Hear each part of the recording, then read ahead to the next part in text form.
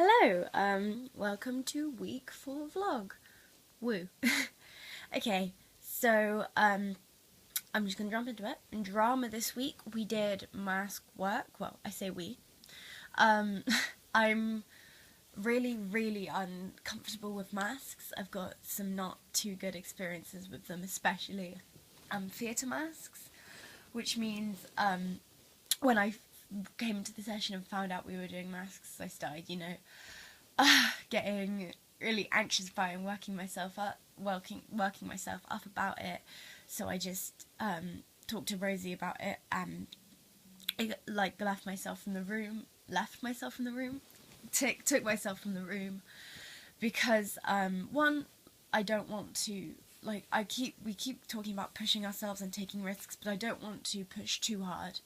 I don't want to force myself into doing things and eventually, not break, but I don't know, harm myself in the process of things. Because I know if I'd stayed in that classroom and forced myself to work with masks, I would have had a panic attack, and I haven't had a panic attack in a while, and they're not great. So I left.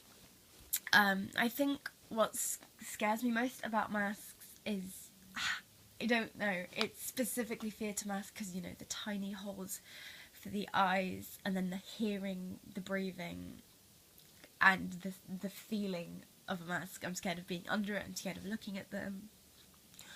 So instead of that lesson, I left and I did some research on Jacques Lecoq, who made the masks. I can't remember what they're called, but who designed the masks, and his idea for the masks was to leave. He didn't think there were any rules with acting, didn't think there was a set of, right or wrong. He never told his actors if they were doing something wrong or if they were doing something right, because it was up to them, which is why he made the masks. He wanted to focus on movement and, your body as opposed to not necessarily your facial expression. So the first mask he'd make his actors try was a neutral mask with very soft expression, sort of looked like it had no other knowledge of the world, etc, etc. And this was so that they could really experiment with their body and find a character within that. And once they got comfortable to working with the neutral masks, he'd start implementing, expression masks and commedia masks and half masks and stuff like that. So the actor is forced to, build a character around movement and expression and not relying just on their face and the normal constructs of acting. He then moved on. The last mask he made them do was the little red clown nose, and this is because it was the most neutral of all masks and the hardest one to hide behind, because, your face is still on show, but it's still such a focal point that you're covering. And he said that this is how he thought each person would build their own personal clown around the nose, as opposed to doing something they'd just, figured what a clown would be. And that's very similar to the work Rosie got us to do last week, with the clown, with building our clown first before being just told to clown. We had some work behind that, and I think clowning and masks led into each other very easily. Sorry, I just sort of rambled about what I knew and stuff like that. So I think this course, whilst it's important to focus on voice and face and stuff like that, is very movement based, because we have dance, and then we're very practical in our space. And this is really helpful for me because last year, during my first year of A-level, my group personally focused on frantic assembly, which is obviously physical theatre and very, emotional based. So it's interesting to try physical theatre and movement-based piece that aren't necessarily emotion, or are emotion but in a different way. I went on a tangent there.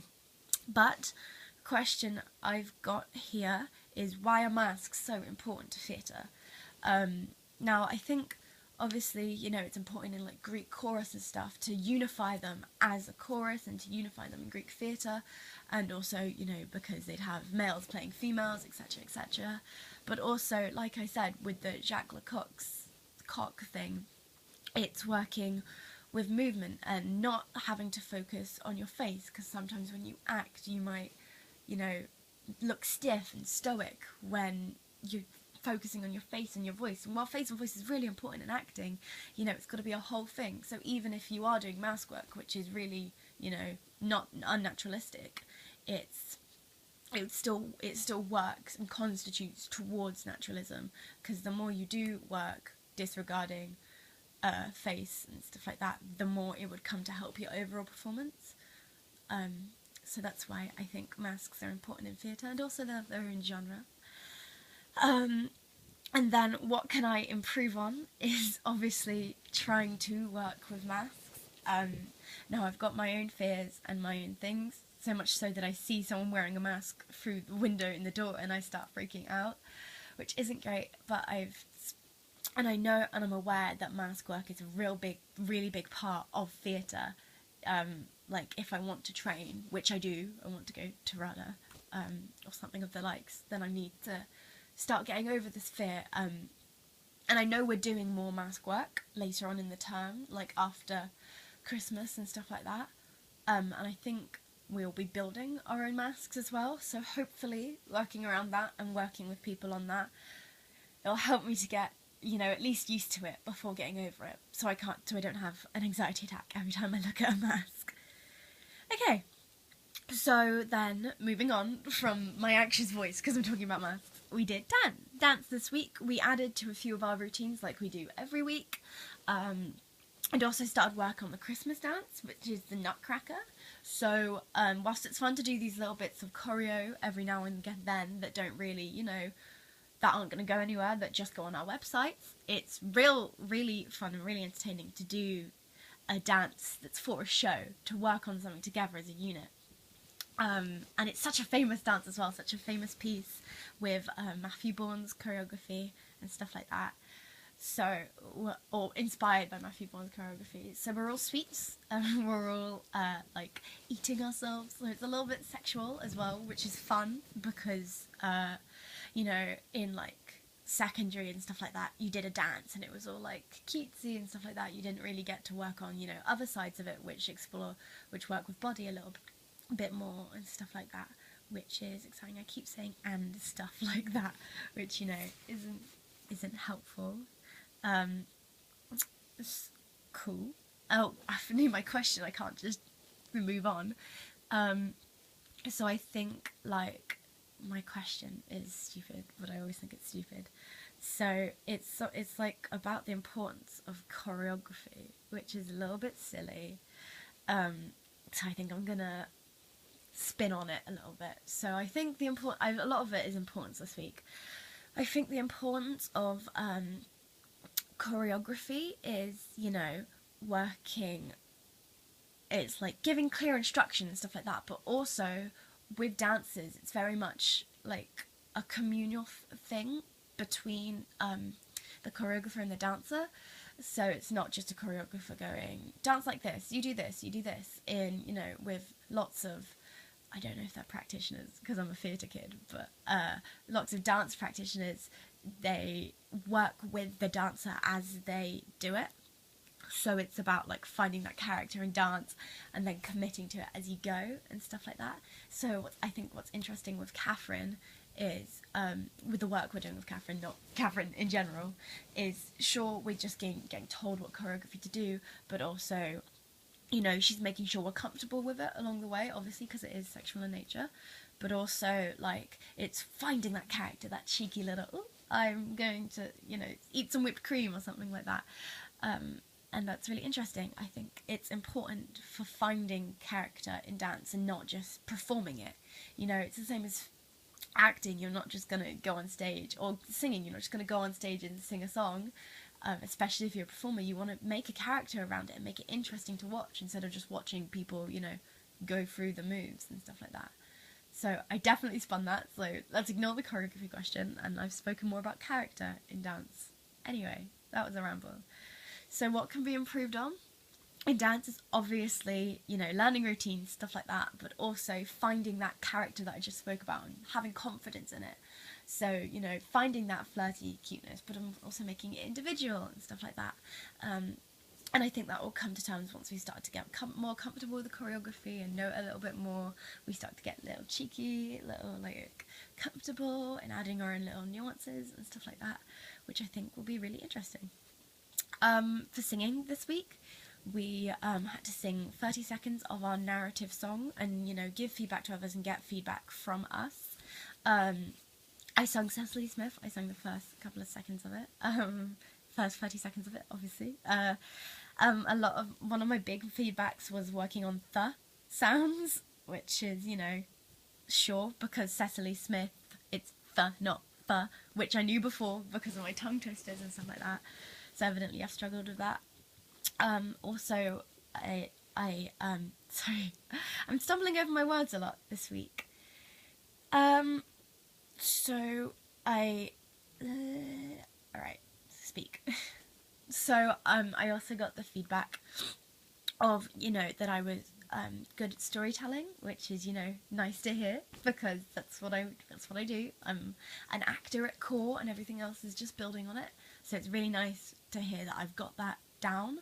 Another one was to make sure I don't do aimless wandering, because that's something I am a little bit guilty of, just aimlessly wandering around the stage. So make sure I plant my feet and stuff like that. And then also I had diction on fuzz and a little bit about pitch. So I probably need to take it up when I do sing it, because apparently I lose out on some of my bottom notes and stuff like that. Cool. So to improve on that, I can work on some tongue twisters. So I'll probably do that now in a second. So like the leather ones. And I can also practice the song so I get to know it, obviously. And work on the character more, so plan my movements and like block it before I do it. So practice it at home and stuff like that.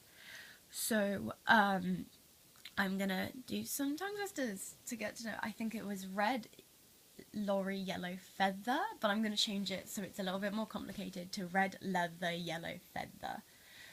Okay, so working on the th sounds. Alright, so red, leather, yellow, feather, red, yellow... Damn, I messed up already. Okay, right. Red, leather, yellow, feather, red, leather, yellow, feather, red, leather, yellow, feather, red, leather, yellow, feather. Red, leather, yellow, feather, red, yellow... Damn it. Red leather, yellow feather, red leather, yellow feather, red leather, yellow feather, red leather, yellow feather. Okay, so a lot of my fuzz are fuzz. You can see like the difference with the F's and the TH sound. So maybe I can do that again without stumbling. Let's try it again. Red leather, yellow feather, red leather, yellow feather, red leather, yellow feather, red leather, yellow feather. Red leather, yellow feather, red leather, yellow feather, red leather for yellow feather, red, yellow. Damn it. Okay, so that'll do for now, and I'll try it again next week. I'm not going to push myself too hard. And then for creative communications, we had to go and find something around the college campus or around CCI that we wanted to draw using all the techniques we've used before. So I wanted to do something quite simple because I wanted it to, I didn't want to make myself feel bad. So I went to sit in one of the fire escapes and drew one of the rectangle windows and stuff like that. So a little bit of work with perspective and stuff like that. So stuff behind the window. This was a little bit challenging because it was sort of like we've had such led sessions to then be like, yo, go draw something. Just whatever you want. So mine was a little bit scribbly, but that's fine. It doesn't have to be perfect, that's the point. The entire point is just going with your creativity and doing something because, you know, it's fun and you like to draw and stuff like that. So then my question is, why is it so challenging to go and draw something around college? Like I said, we've been given these instructions the entire time and then just been told to go and do something and then probably show other people and like, or at least other people see it. And it's also so freelance, you get to choose whatever you want to draw. And Emily was drawing people and stuff like that. I just drew a window, like I said. I think it's interesting that different people at you can choose what skill level you want to work at. So Emily, someone who draws, dives straight in with drawing people in all different styles, and I, someone who doesn't draw, go in with drawing windows and stuff like that. So it's interesting that we choose our own skill level to work at out of fear, and like I think that's something we can all attempt to overcome, because it's bad. We should be able to just go for it, even if it's bad. And then in digital communications, we did like learning about cameras and focusing and stuff like that. So I think it's important, it's just so we can, as actors, understand what's happening when we get our photo taken and understand how to play for a camera and work for a camera, but also be able to maybe help another actor out by being like, here's how you focus a camera, or yeah, sure, I mean, I'm not a photographer, but I can try to take your headshots for you. So I sort of rushed through creative communications and stuff like that because I've moved very swiftly on to review and reflect. So this week we reviewed Splendid Productions of Oresteia, which is something we saw either the week before or earlier that week. So it was interesting because obviously it was fun to see something we've been studying put on stage and see the actions of it, but also it was extremely Brecht. And as someone who studied Brecht last year of A-level, it was really interesting to see people who don't know Brecht watching Brecht for the first time. You know, they were confused and they were like, hang on, why is this suddenly big and funny and stuff like that? Or like, whoa, I just laughed at that and stuff like that. Because all the Brecht techniques of, distracting someone from the action. So if, for example, in the Oresteia performance, we were like, getting a bit serious, let's throw a parade and stuff like that, and running around with ribbons and stuff like that, and then being sort of like, oh, the audience being a little bit shell-shocked. It started a bit of fun, like it started off as a parade, like, woo, we're all royal, let's be happy. And then also like that incredible use of multi-rolling with like red scarves around their necks, and jumping into the skirts as the Furies going into the, I can't remember what they're called after, but going into the kindly ones, is really interesting to see, like, it was like a cage-like skirt. And it was a great commentary on women and stuff like that. So it was, and like I said, really interesting to see people reacting to Brecht for the first time. So seeing people, confused by the microphone, and also the uncomfortableness of having the lights on in the audience and stuff like that. So the purpose of Brecht, one of his main goals, is obviously it's to deliver the story from a relatively neutral viewpoint, which is what I think the Oresteia performance were quite successful in. Obviously they were biased when they were delivering it from character point of view, like in the Furies, but I think that adds a different twist on things. It's quite interesting. Another thing is to, one of the quotes that Brecht said, I think at some point, is, I'm paraphrasing here, is that when his audience sit down, he doesn't want them to hang their heads with their coats, or their brains with their coats, so they're still engaged when they're watching it, and they don't just zone out and like think of, I don't know, just watching like a panda or something. Like, it's interesting. It's classic Brecht to want to have the lights on the audience and want to see their reactions to the actors, and having the actors step outside and talk to the audience and stuff like that. Which is really interesting. I think they delivered a Brecht technique really well, and it was I, as someone who is personally a little bit tired of Brecht from having it done it for a year, I think it was a great. I think I didn't get bored and I didn't hate it the entire time, which is something to be said, because normally once I see something's Brecht, I sort of tune out, because like I said, I'm a little bit tired of it. I sort of know what's coming and stuff like that, but it was a really exciting performance and I was really interested in it. And then obviously we did the workshop afterwards as well with them, which was really interesting to work on character in that way. So it was the first sort of taste we've got of working as a Greek chorus, so taking leads from someone. So I can't remember what the person who we follow is called, but also like the scariness of doing such, a masculine character or like an old man and stuff like that. So the workshop was super interesting.